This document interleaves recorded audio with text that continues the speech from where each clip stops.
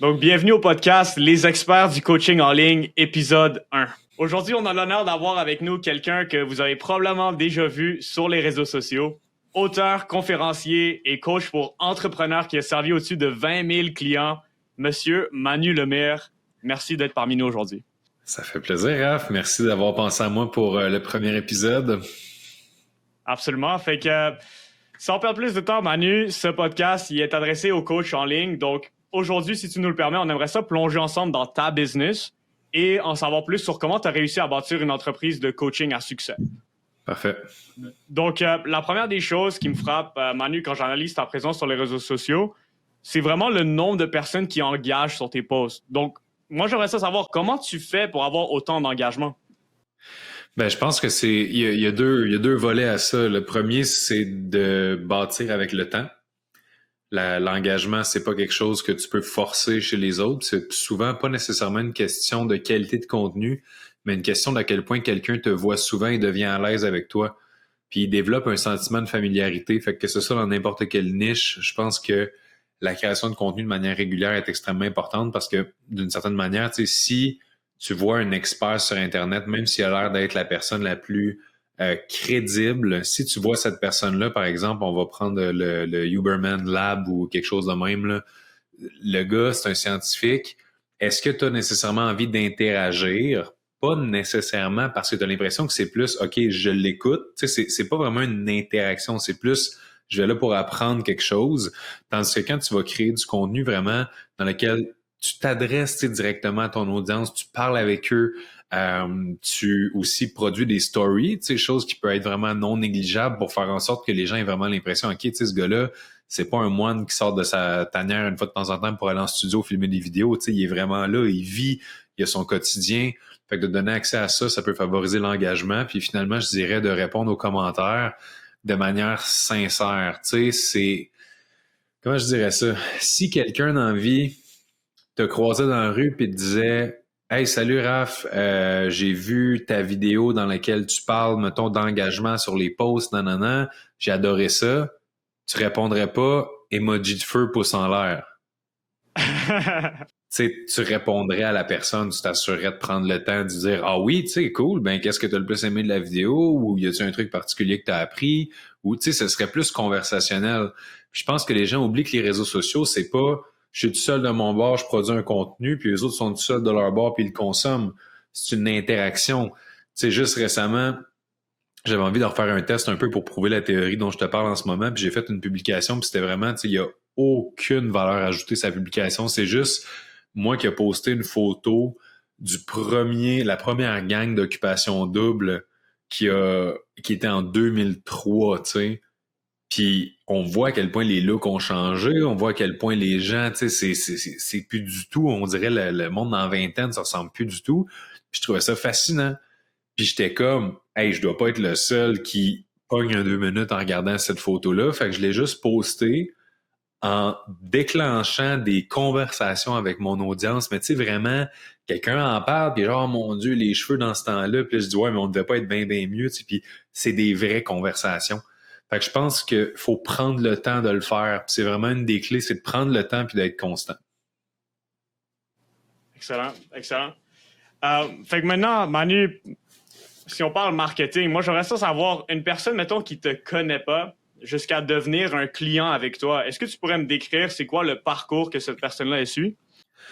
La première des choses, c'est que la personne va devoir entrer en communication avec moi d'une manière ou d'une autre. Fait que, tu sais, ce que je veux dire par entrer en communication, c'est faire un premier pas dans mon univers. Fait qu'est-ce que ce premier pas-là, c'est d'assister à une conférence, c'est d'acheter un livre, c'est de s'abonner sur un réseau social, c'est de commenter quelque chose. Nous, ce qu'on essaie de faire le plus possible dans mon équipe, c'est d'aller contacter, si c'est pas moi, ça va être quelqu'un de ma team, mais d'aller contacter chaque nouvelle personne qui va interagir avec du contenu, chaque nouvelle personne qui vont s'abonner à la page, puis on va tout simplement créer une première connexion. Fait que qu'est-ce qu'on va faire, c'est qu'on va poser des questions du genre comment est-ce que tu m'as découvert? On va poser des questions du genre qu'est-ce que tu aimes le plus comme contenu? Tu sais, c'est des vraies questions qui nous intéressent pour vrai parce que ça nous permet de comprendre notre audience. Puis la personne qui est en face de nous, c'est important de savoir qu'est-ce qu'elle pense pour vrai parce que nous, ça nous aide ensuite à créer du contenu qui est plus adapté puis qui est de meilleure qualité puis qui représente vraiment les besoins réels des gens. Fait qu'on va commencer par une première interaction comme ça. Puis au fil d'une discussion avec le monde, ben, on les amène progressivement à justement se confier par rapport à, OK, ben, est-ce qu'ils ont des défis actuellement dans leur vie qui peuvent correspondre à certains de nos produits ou services? Est-ce que c'est des gens qui ont besoin d'un accompagnement plus personnalisé? Ou c'est du monde qui peuvent tout simplement être autodidactes puis aller regarder des vidéos de leur côté puis tout simplement acquérir des connaissances qui vont faire une différence? Ou certains outils d'efficience, de productivité qu'on peut juste leur donner puis déjà ça fait une différence. Fait que, j'essaie tout le temps que les gens qui me découvrent, ils ont un premier contact, ensuite de ça, je leur donne la valeur le plus rapidement possible. Puis après leur avoir donné de la valeur comme ça, ben c'est là que souvent les gens vont s'intéresser à OK, ben qu'est-ce que tu offres d'autre comme produit, service, puis ça va créer des discussions qui vont amener à des ventes. Justement, en parlant de ça, si on essaie de bâtir des relations avec des gens strictement online, c'est quoi ton approche pour faire ça? C'est d'être toujours de pas oublier que même si c'est online, il faut parler à une personne de la même manière que si elle est en face de nous. Tu sais, si moi j'aurais une joke spontanément qui monte dans la vie par rapport à une situation, ben pourquoi je la ferais pas parce qu'on est sur Internet? Tu sais, si jamais la personne, je feel que elle, faut que je la vous voie, ben je vais vous voyer. L'autre, faut que je feel que c'est plus friendly, ben je vais être plus friendly. Fait que je pense qu'il faut pas oublier que tu sais, il y a du monde qui dit ouais, mais c'est impossible, vendre en DM puis tout ça. Vendre en DM, c'est la même affaire que vendre au téléphone ou de vendre en personne si tu parles de la même façon. Tu sais, c'est une communication. Puis à ce temps, le monde, justement, sont tellement plus à l'aise tu sais, ils se sentent tellement plus en sécurité de pouvoir juste parler dans des messages, de répondre à leur rythme puis tout ça. Fait que tu sais, c'est de pas essayer non plus de forcer la vente. Tu sais, souvent, moi, ce que je vais faire, c'est que je vais dire à une personne, OK, ben, on jase, premièrement, pour de vrai. Puis là, la personne a fini par me dire que elle a tel problème. J'ai dit, hey, ben, crime, je pense que telle vidéo pourrait vraiment t'aider à avoir plus de clarté par rapport à ça. J'y envoie, puis j'ai dit, tu me donneras ton feedback quand tu l'auras écouté. La personne écoute la vidéo. Peut-être que c'est une journée plus tard, 2 journées plus tard, 3 journées plus tard, une semaine plus tard, c'est pas grave. Elle me réécrit, puis elle me dit, hey, j'ai écouté ta vidéo, j'ai vraiment aimé ça, ça m'a fait réfléchir, puis on dirait que ma situation par rapport à mon travail, c'est beaucoup plus clair.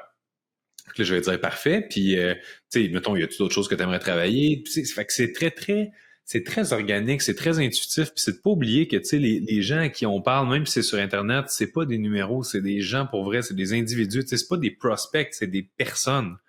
Fait qu'il faut les traiter comme tels, puis il faut arrêter, je pense, surtout pour ceux qui commencent, là, parce que, tu sais, à mon niveau, il y a différentes stratégies de diversification qui font en sorte que c'est plus comme au début nécessairement, mais au début, il faut pas oublier que ça sert à rien pour un entrepreneur ou un coach spécifiquement, vu que c'est la crowd qui écoute ton podcast, ça sert à rien pour un coach d'essayer de trouver la meilleure stratégie pour réussir à faire 100 ventes en un post. Ça sert absolument à rien parce qu'ils vont perdre tellement de temps, tandis que s'ils se concentraient sur, OK, c'est qui les 3 prochaines personnes que je peux vraiment leur parler, vraiment connecter, leur vendre de quoi qui va vraiment faire une différence, les accompagner là-dedans, avoir des vrais témoignages. Il y a beaucoup de fois le mot vrai là-dedans parce que justement, au lieu d'essayer d'avoir une business qui a du succès grâce à des stratégies marketing, une business qui a du succès grâce à la qualité des transformations qu'elle donne à ses clients, puis c'est cette qualité de transformation-là qui va être le meilleur marketing. Tu sais, aujourd'hui, c'est pas pour rien que ça fait 15 ans que je fais ce que je fais, puis que je suis présent dans au-dessus de 45 pays, puis que ça a explosé à ce point-là. C'est parce que jamais depuis le début, j'étais chez nous en train de me demander comment je peux faire pour... Tu sais, j'étais pas dans les stratégies puis dans les tactiques. J'étais dans, j'ai du monde là, j'ai de l'attention là que je génère parce que je parle avec les gens puis tout ça. Comment je peux les aider pour vrai? Puis cette nuance-là, au lieu de comment je peux les closer à comment je peux les aider, c'est ça qui fait toute la différence. Parce que des clients satisfaits, il n'y a pas de meilleur marketing que ça, puis en plus, c'est gratuit. Nice. Excellent. Puis justement, tu as touché ce point-là parce que maintenant, tu es rendu à un niveau où, comme, tu attires du monde à toi grâce à ton contenu. Tu peux partir des conversations. Mais si quelqu'un, justement, qui commence puis qui a plus besoin d'aller chercher des clients à froid maintenant, il n'y a pas ce grand reach comme toi, ce serait quoi ton approche, toi, pour approcher des gens en ligne qui ne te connaissent pas? Genre, comment tu ferais pour envoyer ce premier message? Ben, je pense qu'on n'est pas obligé de commencer par des gens qui ne nous connaissent pas nécessairement, tu sais, dans le sens où peu importe le domaine de coaching dans lequel tu es, il y a un avatar que tu as envie de rejoindre. Puis c'est sûr qu'il y a des gens autour de toi que tu as nécessairement, tu sais, un lien de proximité avec eux. C'est l'ami d'un ami, c'est la cousine de quelqu'un, mais tu sais, commence par des gens que tu connais assez bien, puis commence à leur poser des questions pour savoir s'ils ont une problématique en lien avec celle que toi tu règles. Fait que mettons que tu es un coach de productivité, puis en ce moment, tu as 0 client, mais tu as une méthode qui t'a tellement aidé, toi, parce que tu étais tout le temps overwhelmed dans ton horaire, tu avais de la misère, tu l'échappais, tu avais ta to-do list interminable, puis là, wow, tu as trouvé le truc qui fonctionne tellement bien.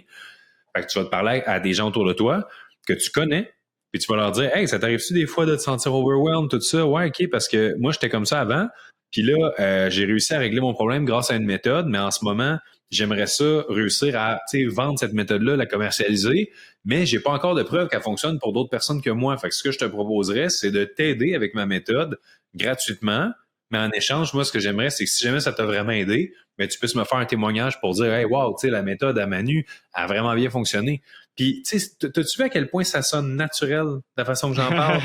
Parce qu'il n'y a pas de stratégie. C'est un humain qui a une idée, qui veut vendre de quoi à m'amener, puis qui se dit, ben, avant d'essayer de vendre de quoi, grâce à une stratégie de marketing, il faut que je prouve que ça fonctionne. Parce que si tu essaies de, tu sais, moi j'en vois beaucoup là, des coachs, puis pour ne pas dire des estis qui essayent de vendre de quoi qui est pas bon. C'est pas bon ton fucking produit, c'est pas bon ton accompagnement. Arrête d'essayer de trouver un nouveau webinaire pour t'aider à mieux le commercialiser, le monétiser. Rends ton produit excellent. Tu sais, c'est tellement la base. Tu sais, c'est quelqu'un qui est genre, ouais, mes fruits, ils se vendent pas, je comprends pas. Pourtant, j'ai une pancarte sur l'autoroute, puis tous tes fruits goûtent le cul. Genre, arrête la base, tu sais. Puis j'insiste, puis je me fâche quasiment quand j'en parle parce que le monde pense qu'à cette heure, être coach, c'est comme tu deviens coach parce que tu veux avoir du succès, tu deviens coach parce que tu veux un certain lifestyle, puis tout. Non, tu deviens pas coach pour ça, tu deviens coach principalement la plupart du temps pour aider la personne qui te fait penser à la personne que tu étais autrefois, puis que tu as réussi à régler ce problème-là pour toi. Fait que là, tu es tellement excité d'aller le régler pour d'autres parce que tu le sais le bien que ça fait. Moi, la croissance personnelle, ça a été ça. Je suis pas devenu coach de croissance personnelle parce que je voulais faire de l'argent, puis je voulais faire ci, je voulais faire ça.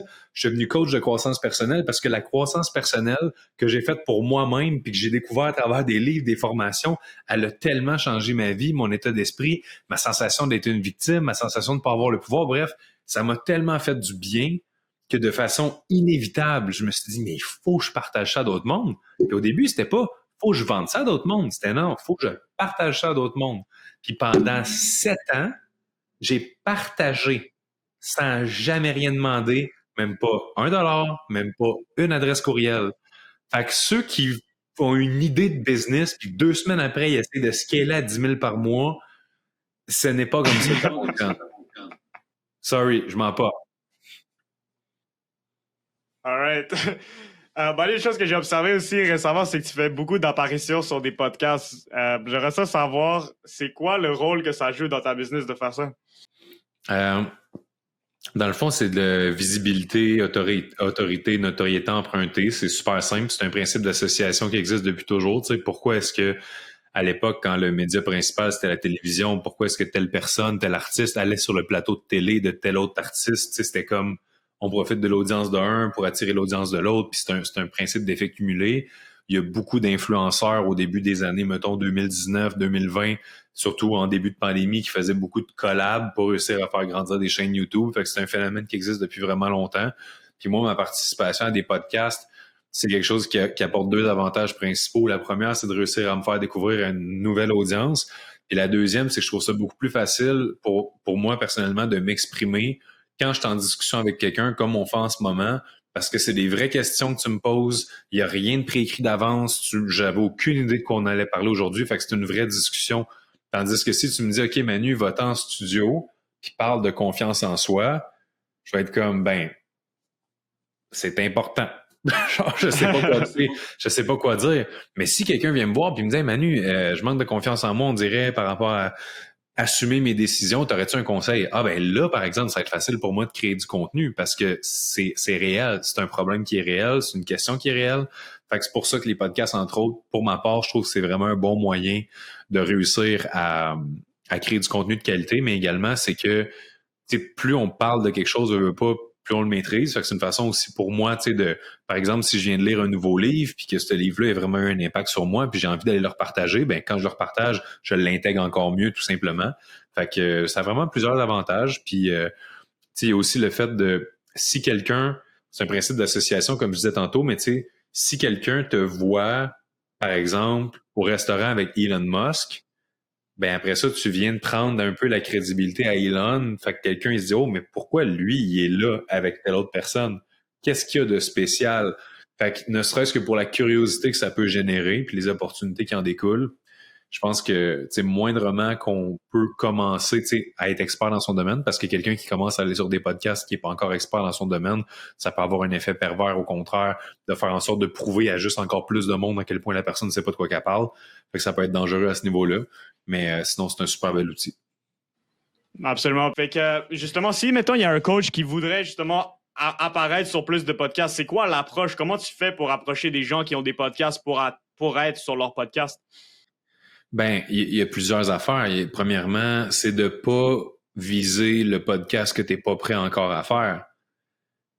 Tu sais, il y a une raison pourquoi est-ce qu'en ce moment, je participe à certains podcasts qui vont peut-être rejoindre genre 30 000 personnes versus participer à des podcasts qui vont rejoindre 500 000 personnes. C'est parce que progressivement, faut se rendre jusque-là. Fait que, tu sais, au début, peut-être que la personne qui vient de se lancer, ça fait 3 mois dans son domaine, elle va aller sur quelque chose qui est même pas tant un podcast, mais qui est juste de faire un live Instagram en collaboration avec quelqu'un d'autre, qui est un autre ami qui a 600 abonnés. Ça peut être aussi simple que ça. Puis une fois que tu réussis à en faire quelques-uns, ben déjà, tu sais, là, tu as une crédibilité qui se bâtit parce que tu en as fait quelques-uns. Tu es capable d'envoyer à d'autres personnes et voici de quoi j'ai parlé dans tel podcast. Ça vous intéresse que j'en parle aussi. Puis après ça, ben, il y a toujours le moyen de se faire endosser. Fait que si jamais tu as quelqu'un qui est crédible dans une industrie clé qui peut être avantageuse pour toi, puis que tu réussis à avoir soit l'endossement de cette personne-là qui va dire « Hey, Raph, il est vraiment ça à coche, vous devriez l'avoir sur votre podcast », ça aussi, ça peut être vraiment un bel atout pour quelqu'un qui se lance. Fait que tu sais, une des choses qui m'a vraiment beaucoup aidé dans mon domaine, c'est que quand j'ai commencé, surtout au niveau des conférences en 2014, parce que tu sais, commencer à faire des podcasts, c'est un peu comme commencer à faire des conférences, tu commences de nulle part.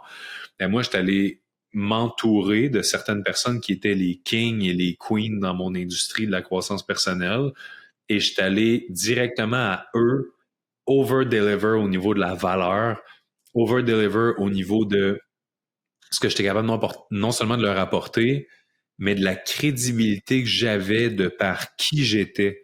Et ça, c'est un élément qui est trop souvent sous-estimé. Les gens pensent énormément aux tactiques et à ce qu'ils doivent faire pour avoir du succès, mais ils oublient de penser à ce qu'ils doivent être pour avoir du succès.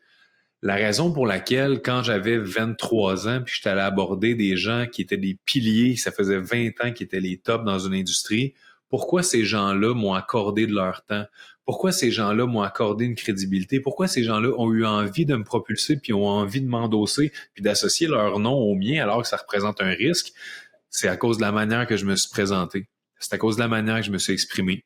C'est à cause de la façon dont j'ai partagé mon histoire, la façon dont j'ai partagé ma mission. C'est à cause de mes valeurs. Puis tout ça, c'est des éléments qui ont été travaillés au fil du temps. Fait que c'est sûr que si t'arrives, t'es nonchalant, t'es plus en mode prendre que donner, t'es lâche dans ton... Tu comprends ce que je veux dire? C'est tous des éléments qui vont faire vraiment une différence. Puis moi, je pense que il y a des gens souvent qui viennent m'écrire puis qui sont comme même Manu, je viens de commencer en affaires, tu penses que tu pourrais me rendre un service, juste partager telle affaire dans ta story, ça m'aiderait beaucoup.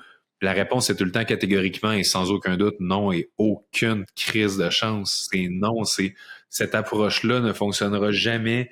Genre, si mettons-le, quelqu'un veut que je l'endosse ou que je le partage ou quoi que ce soit, puis la personne a une compagnie de montage vidéo. Viens m'aborder, prends 3 podcasts qui sont sur YouTube de moi, puis présente-moi déjà 3 clips que tu as faits, sans rien demander en retour, qui sont vraiment sa coche. Impressionne-moi avec la qualité de ton travail, puis dis-moi, regarde Manu, voici, j'ai créé ces 3 clips-là, puis tout ça, je viens de commencer, ça pourrait faire toute la différence. Si jamais tu trouves que ce que je fais, c'est de la qualité, puis tout ça, tu sais, là, ça va me faire déjà beaucoup plus plaisir parce que je vais voir que la personne, elle a fait un effort. Elle est prête à fournir quelque chose avant de demander en retour. Puis ça, c'est un élément vraiment clé, selon moi. Nice. Et juste pour revenir un peu avant, tu parlais vraiment à la place de parler de tactique, de parler de quitter toi-même, d'être, de tes valeurs, tout ça. Est-ce que tu pourrais pousser un peu plus loin, puis j'aimerais ça savoir comment tu fais pour travailler cet aspect-là de ta personne. Ben, la croissance personnelle, tu peux la faire à travers un coach, tu peux la faire à travers des mentors, tu peux la faire à travers des chaînes YouTube. Tu sais, moi, tout le contenu disponible, il n'y a aucune vidéo de Tony Robbins en ce moment sur Internet que je n'ai pas écoutée. Aucune. Puis il y en a certaines que j'ai écoutées 10, 20 fois, là. Fait que c'est sûr que quand tu travailles sur toi, c'est toujours une question de fréquence et d'intensité. Tu sais, si quelqu'un veut devenir le plus musclé en ville, c'est la fréquence de tes entraînements et leur intensité. Si quelqu'un veut devenir libre financièrement, mais c'est la fréquence à laquelle tu travailles puis l'intensité des efforts que tu fournis dans le business. Si tu veux devenir une personne qui est bien dans sa tête, qui contribue positivement, qui a des belles valeurs, mais c'est la fréquence à laquelle tu travailles là-dessus puis l'intensité. Fait que c'est sûr que quand j'ai découvert la croissance personnelle, Raph, j'avais 17 ans, puis à partir de l'été, c'était au mois d'août 2008, j'allais avoir 18 ans 2 mois plus tard en septembre. J'ai découvert le guerrier pacifique. À partir du moment où j'ai lu ce livre-là, j'ai commencé à lire 2 livres de croissance personnelle par semaine pendant l'année suivante. Fait qu'au bout d'1 an, j'avais lu une centaine de livres à peu près. Je suis rendu à 18 ans, 19 bientôt, et j'ai lu 100 livres dans mon domaine. Est-ce qu'on s'entend que c'est de la fréquence puis de l'intensité? Fait que proportionnellement, quand quelqu'un va me dire « Ouais, mais toi, t'es chanceux, t'as réussi », la seule réponse à « t'as été chanceux », c'est « fuck you ». Il n'y a pas de meilleure réponse à ça parce que les gens disent qu'ils veulent ça, mais sont prêts à fournir ça.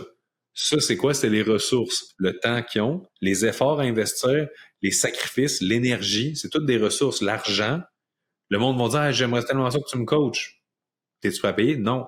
C'est toujours une question de « what you put in ». C'est le principe de l'investissement. Fait que c'est sûr que pour devenir une personne que les gens ont envie d'endosser, ben, puis même aujourd'hui, il y a ChatGPT, puis littéralement, là, toutes les questions qui comment pourrais-je faire pour devenir quelqu'un que plus de gens ont envie d'inviter sur un podcast, tu poses la question à ChatGPT, il va te sortir une liste de genre, tu lui demandes, nomme-moi les 15 manières les plus efficientes de réussir à me faire inviter sur des podcasts. Toutes les réponses sont là à cette heure. Fait que c'est encore plus facile que dans le temps. Mais là, après ça, le problème, c'est que le monde va regarder les 15 affaires et vont se dire, ouf, celle-là est longue, ou celle-là est dure, ou celle-là, je suis pas sûr que ça me tente, celle-là, je suis pas prêt à faire ça, ça me sort de ma zone de confort, ça me rend un peu intimidé. C'est sûr qu'il n'y aura pas les résultats en conséquence. Fait que, tu sais, do the fucking work, puis arrêtez de se trouver des excuses, puis arrêtez de vouloir que ça arrive vite. Comme je l'ai dit tantôt, les 7 premières années, puis encore là, moi, je partais d'extrêmement loin. J'ai été itinérant avec ma mère. J'avais un père qui était violent. J'avais aucun contact, aucun ami, aucune famille, genre rien, pas d'entrepreneur. J'avais fuck all. Fait que c'est sûr que quand je dis que ça m'a pris 7 ans avant de faire ma première année profitable, c'est long, là. Puis je suis conscient qu'il y a beaucoup de personnes qui abandonneraient avant 7 ans. Mais en même temps, avec les outils technologiques d'aujourd'hui puis toutes les ressources accessibles, ne serait-ce que gratuitement sur YouTube pour réussir à se lancer en affaires puis se perfectionner, quelqu'un qui veut vraiment est capable beaucoup plus rapidement qu'en 7 ans de réussir à scaler quelque chose, surtout quand tu comprends le phénomène de la niche. Tu sais, t'imagines-tu? Moi, pendant mes 7 premières années, là, c'était la croissance personnelle. C'était pas genre confiance en soi, c'était pas genre sortie de zone de confort, productivité, c'était vraiment tout ce qu'on appelle la croissance. Fait que c'est sûr que cette diversification-là a fait en sorte que oui, ça m'a pris beaucoup plus d'années de devenir un expert global du sujet que si dès le début, je m'étais dit, OK, ben, je vais me concentrer au lieu de lire 100 livres de croissance, mais je vais lire genre 20 livres de confiance, mettons. Là, j'aurais été plus rapidement, beaucoup plus apte à aider des gens spécifiquement avec ce domaine-là si c'est ça que j'avais voulu faire, par exemple. Hey, pour vrai, là, ce podcast-là, j'ai depuis le début du podcast, je pense que les coachs qui sont à l'écoute, qui commencent, là, ne réalisent pas à quel point si, aïe, aïe, en tout cas, j'aurais payé, man, quel montant j'aurais payé pour entendre ça, il y a 15 ans. C'est fort, c'est fort. Alright, fait que, Manu, je pense que ça va faire plusieurs années que tu closes des deals pour ton entreprise. Ben oui. Depuis combien de temps exactement? Ben, je me suis incorporé en 2015, mais j'ai commencé officiellement en 2008.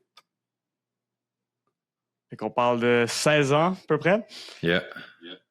Excellent. Fait qu'écoute, pour cette partie finale de ce podcast, si tu es d'accord de partager avec nous tes secrets, j'aimerais ça faire un petit roleplay pour voir comment tu gères les objections durant les ventes. Est-ce que ça te va?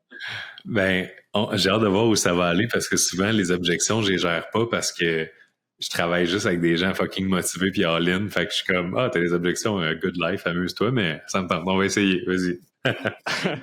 OK, fait que Manu, écoute, ça sonne vraiment intéressant ton programme, mais c'est vraiment cher. All right. C'est-tu le 75 000 qui te fait peur? Ouais, c'est ça, c'est à peu près 75 000 que j'ai pas en ce moment, là, fait que... Parce que le coût du programme, c'est pas 75 000. Le coût du programme, Raph, c'est 1200. Qu'est-ce qui coûte 75 000? C'est le coût de ne pas le faire. Si tu as des objectifs financiers, ces objectifs-là sont, par exemple, de faire 100 000 cette année, mais chaque mois qui passe, où est-ce que tu ne sais pas comment faire 100 000 c'est ça, dans le fond, le coût réel. Tu sais, quand j'ai commencé, je faisais 14 000 par année, puis je me rappelle, j'ai investi dans une formation à 2 000. Si tu fais le ratio, là, c'est beaucoup d'argent par rapport à ce que je gagnais.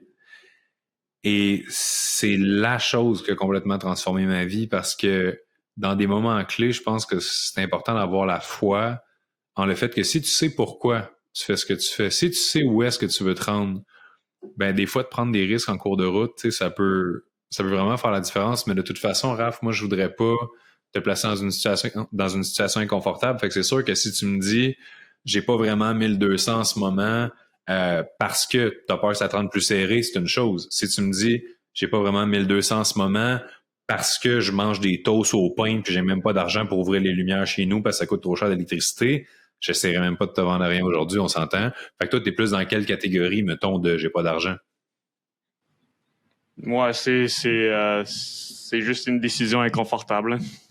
All right. Fait que, est-ce que ça pourrait te rendre plus confortable de prendre la décision? Parce que je comprends, moi, j'ai déjà été à ta place, puis souvent, une des choses qui fait qu'on hésite, tu me diras si t'es d'accord, c'est le fait qu'on sait pas, ça va-tu vraiment fonctionner, right? Exactement. Parce que c'est sûr que 1200 pour quelque chose qui marche, c'est le fun. 1200, quelque chose qui marche pas, c'est cher en crise. Exactement. Ça te rendrait-tu plus à l'aise? Moi, ce que je peux faire pour toi, c'est deux choses. La première, c'est que je peux te permettre de le payer en 3 versements. Fait que comme ça reviendra à seulement 400 $ par mois au lieu de 1200. Fait que si ça peut alléger au niveau du budget, ce serait peut-être moins un gros coup à donner.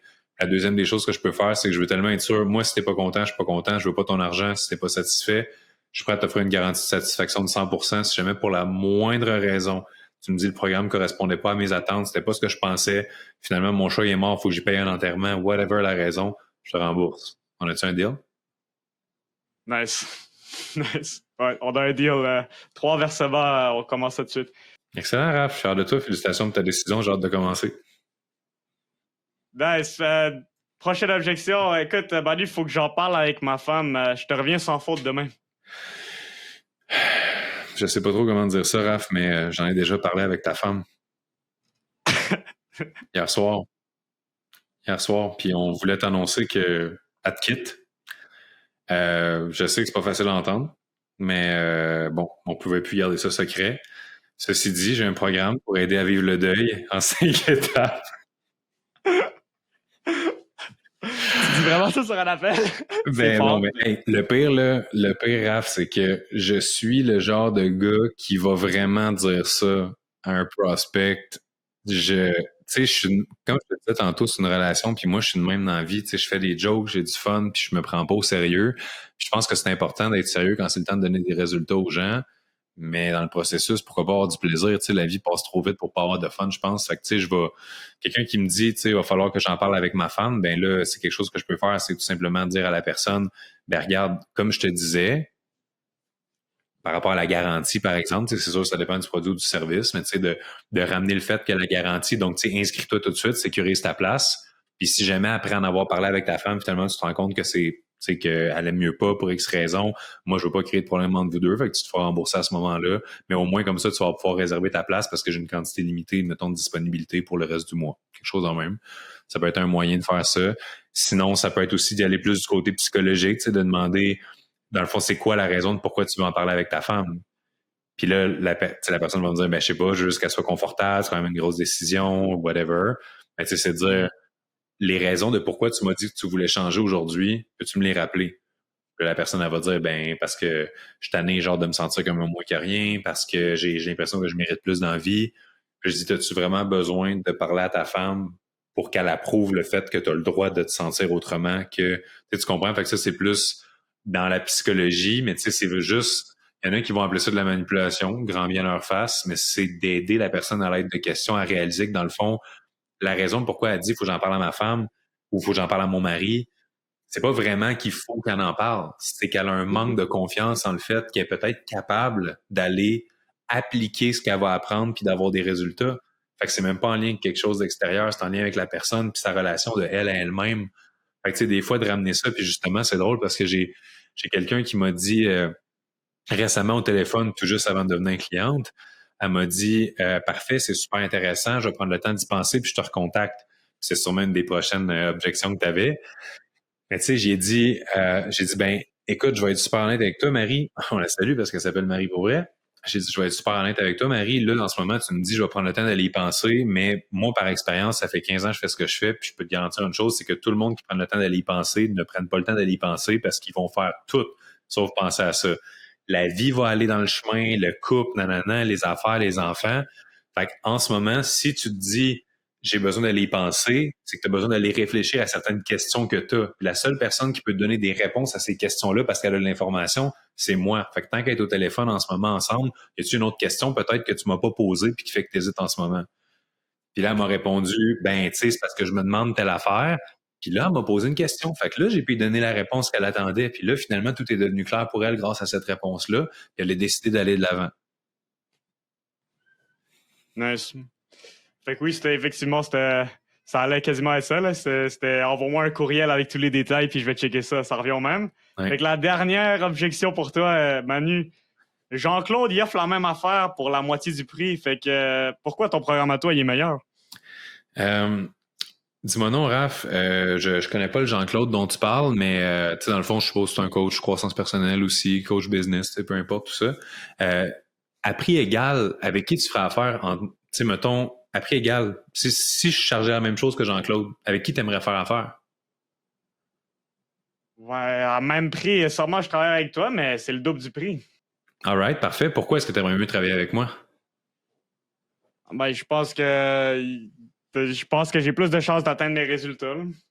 OK. Une autre raison, pourquoi tu aimerais mieux travailler avec moi qu'avec Jean-Claude? Ben, ça fait plus longtemps que je check ton contenu, fait que je suis plus confiant de travailler avec toi. Là. Excellent. Puis, normalement, à cette étape-là, tu sais, là, je parle pas comme dans le script de vente, là, je parle à toi, Raph, podcasteur. Normalement, la personne va donner des arguments pourquoi elle préfère travailler avec toi. Elle va dire, ben, mettons, tu as une super belle crédibilité, j'ai vu plein de témoignages de clients satisfaits, ça fait 15 ans que tu es dans ton domaine, j'ai vu que tu étais genre à l'international, puis tout ça. Puis tout ce que tu as à répondre après ça, c'est, ben, c'est pour ça que c'est pas le même prix.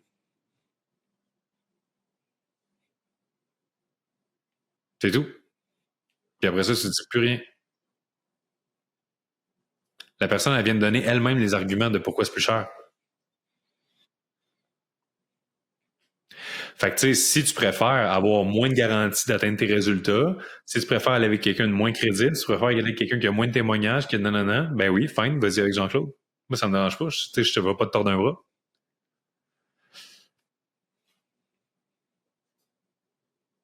Make sense?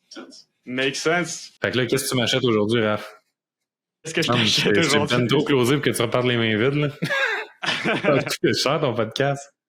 Fait que, un gros merci, Manu. Ton temps, ta générosité, ton expertise, c'est très clair que ça fait longtemps que tu fais ça. Fait qu'on t'apprécie énormément aujourd'hui. Pour conclure cet épisode, comment est-ce que les gens ils peuvent te rejoindre puis faire partie de ton monde? Je dirais le moyen le plus efficace, c'est vraiment d'aller s'abonner à mon compte Instagram puis de m'envoyer un petit message pour me dire Hey Manu, j'ai écouté ton podcast avec Raph, c'est là que je t'ai découvert, quelque chose comme ça. Moi, à ce moment-là, dans le fond, pour toutes les personnes qui me contactent comme ça, peu importe les podcasts, j'ai toujours une espèce de gros dossier dans lequel, au fil du temps, j'accumule énormément de ressources. Fait que, tu sais, c'est autant des vidéos que des programmes de formation, que des micro-cours, tu sais. Fait qu'au fil des années, j'ai développé plein d'outils, puis je me suis dit, au lieu de les vendre, ces outils-là, parce qu'à une certaine époque, je les vendais, je me suis dit, je vais commencer à les donner gratuitement, juste pour que la relation avec mon audience commence par, boum, tu sais, regarde, moi, je veux juste que tu fasses affaire avec moi si jamais tu crois vraiment à la valeur que je peux t'apporter. Fait que voilà, je te donne un aperçu. Fait que toutes les personnes qui vont me contacter en me disant qu'ils viennent de ton podcast, je vais leur donner accès à ce dossier-là avec toutes ces ressources-là 100% gratuitement. Tout ce qu'ils ont à faire, c'est me dire qu'ils viennent du podcast avec Raph, ça me faire plaisir pour la suite de regarder avec eux qu'est-ce qu'on peut faire. Incroyable. Merci, Manu. Ça fait plaisir. Puis juste mentionner que mon nom sur les réseaux sociaux, c'est Man Lemire et non pas Manu Lemire, parce que des fois, les gens ils sont mêlés un peu. Parfait. All right, excellent. merci. Ciao.